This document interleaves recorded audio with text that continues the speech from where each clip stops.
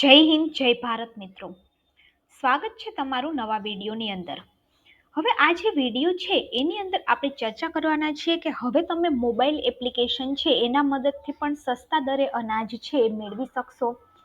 સરકારે જે ration card છે એની અંદર ઘણો બધો ફેરફાર છે એ કર્યો છે. રાશન કાર્ડની જે પ્રક્રિયા છે એને ડિજિટલ બનાવવા માટે સરકાર છે એ ઘણી બધી યોજનાઓ છે એ બનાવી રહી છે. આવી જ એક યોજના સરકાર દ્વારા હવે બનાવવામાં આવી છે કે હવે તમે મોબાઈલ એપ્લિકેશનની મદદથી સસ્તા દરે અનાજ છે એ મેળવી શકશો. તો આખા ન્યૂઝ શું છે એની આપણે આ વિડીયોની અંદર ચર્ચા છે એ કરવાના છીએ. એ પહેલાં જો ચેનલની અંદર તમે નવા છો તો ચેનલને સબસ્ક્રાઇબ જરૂરથી કરી દેજો અને ચેનલને બીજા લોકો સુધી પણ શેર કરી દેજો. હવે આપણે વાત કરીએ તો ભારતની અંદર ખાદ્ય વિભાગ દ્વારા રાષ્ટ્રીય ખાદ્યના સુરક્ષા અધિનિયમ હેઠળ સસ્તા દરે અનાજ આપવા માટે રેશન કાર્ડ છે એ આપવામાં આવે છે. હાલમાં જ આ રેશન કાર્ડના કેવાયસીની પ્રક્રિયા છે એ ચાલી રહી છે અને 31 ડિસેમ્બર સુધીની અંદર કેવાયસી કરવું ફરજિયાત છે. જો કે સરકારે હવે રાશન કાર્ડ સેવા છે એને ઘણી બધી ડિજિટલ છે બનાવી દીધી છે. હવે તમારે રાશન કાર્ડની નકલો સાચવવાની અને દરેક જગ્યાએ લઈ જવાની જરૂર છે એ નહીં પડે. સરકારે આના માટે આપણે વાત કરીએ તો મેરા રેશન એપ્લિકેશન 2.0 જે છે એ લોન્ચ કરી છે. આની અંદર રાશન કાર્ડ નંબર ઉમેરી તમે રાશન કાર્ડ સંબંધિત સેવાઓનો લાભ છે એ ઘરે બેઠા મેળવી શકો છો. રાશનની દુકાનો પર જઈ અનાજ ખરીદતી વખતે ફિઝિકલ રાશન કાર્ડ ન હોય તો તમે આ એપની મદદથી પણ અનાજ છે એ મેળવી શકો છો. હવે તમને આનાથી કાર્ડ વગર પણ સસ્તું અનાજ છે મળશે. રાશન કાર્ડ ન હોય તો પણ તમે માય રેશન 2.0 એપ છે એના મારફતે રાશન કાર્ડ રજિસ્ટ્રી કરાવી અને સસ્તા દરે અનાજ છે ખરીદી શકો છો. આ વિડીયોની અંદર આગળ આપણે જોશું કે આ એપ છે એ કેવી રીતે તમારે ક્યાંથી ડાઉનલોડ કરવાની છે અને મોબાઈલની અંદર ઇન્સ્ટોલ કરવાની છે. આ એપ મારફત આધાર કાર્ડ નંબરની મદદથી રાશનનું અનાજ છે એ મેળવી શકાય છે. હવે માય રેશન 2.0 એપ્લિકેશન શું છે આને કઈ રીતે ડાઉનલોડ છે એ કરી શકાય છે. હવે ડિજિટલ રેશન કાર્ડ એ એક ઇલેક્ટ્રોનિક દસ્તાવેજ છે જે લાભાર્થીને જાહેર વિતરણ પ્રણાલી એટલે કે પબ્લિક ડિસ્ટ્રીબ્યુશન સિસ્ટમ જે છે એના હેઠળ સબસિડીયુક્ત અનાજ મેળવવાની સુવિધા છે આપે છે. હવે ડિજિટલ રાશન કાર્ડ એ એક ઇલેક્ટ્રોનિક દસ્તાવેજ છે જે લાભાર્થીને પીડીએસ હેઠળ સબસિડીયુક્ત અનાજ મેળવવાની સુવિધા આપે છે અને તેને ઓનલાઈન અથવા તો માય રેશન 2.0 એપ દ્વારા સરળતાથી ડાઉનલોડ છે એ કરી શકાય છે. તે ભારત સરકાર દ્વારા શરૂ કરવામાં આવેલ એક મોબાઈલ એપ્લિકેશન છે જે રેશન કાર્ડ ધારકોને પીડીએસ સેવાઓની સરળ એક્સેસ છે એ પ્રદાન કરે છે. હવે એપ્લિકેશન ડાઉનલોડ કઈ રીતે કરવી? હવે જો તમે એન્ડ્રોઈડ યુઝર છો તો તમે ગૂગલ પ્લે સ્ટોર ઉપર જઈ અને માય રેશન 2.0 એપ્લિકેશન છે ડાઉનલોડ કરી શકો છો. આની અંદર એક માય રેશન એપ્લિકેશન પણ આવે છે. આ માય રેશન એપ્લિકેશન છે એની મદદથી તમે ઘરે બેઠા કેવાયસી છે કરી શકો છો. આ જે છે એ માય રેશન 2.0 નામની એપ્લિકેશન છે.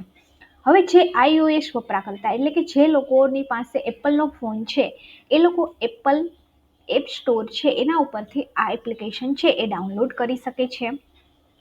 હવે ડિજિટલ રાશન કાર્ડ ડાઉનલોડ કરવા માટે સૌથી પહેલાં તો તમારે તમારા ફોનની અંદર માય રેશન 2.0 જે છે એને એપ્લિકેશન ઇન્સ્ટોલ કરવી પડશે. ત્યારબાદ એપ્લિકેશન્સની અંદર બધું લોગિન આઈડી નાખી અને તમારે એને એપને ખોલવી પડશે અને સ્ક્રીન ઉપર દર્શાવેલ તમારો આધાર નંબર અને કેપ્ચા કોડ છે તમારે દાખલ કરવું પડશે. ત્યારબાદ વેરીફાઈ કરી અને તમારા રજિસ્ટર્ડ મોબાઈલ નંબરની એક ઓટીપી આવશે અને ઓટીપીને તમારે વેરીફાઈ કરવાનું છે. વેરીફાઈ જેવું કરશો એવું ડિજિટલ રાશન કાર્ડ છે એ ચકાસણી પછી રેશન કાર્ડ સ્ક્રીન ઉપર તમને દેખાશે. તેને તમારે ડાઉનલોડ, પ્રિન્ટ અથવા તો સેવ છે એ કરી શકો છો. હવે જે ડિજિટલ રાશન કાર્ડ છે એના ફાયદાની આપણે વાત કરીએ તો ગમે ત્યાં ગમે ત્યારે તેનો ઉપયોગ છે તમે કરી શકો છો. ફિઝિકલ કાર્ડ ખોવાઈ જવાનો ડર છે એ રહે છે, પરંતુ ડિજિટલ તમે ગમે ત્યારે ડાઉનલોડ કરી અને ગમે ત્યારે રાશન છે એપ્લિકેશનની મદદથી મેળવી શકો છો. તમારો રેકોર્ડ ડિજિટલ હોવાથી છેતરપિંડીની શક્યતા છે એ પણ ઓછી થઈ જાય છે અને રાશનના વિતરણની જે પ્રક્રિયા છે એની અંદર પણ સુધારો થશે.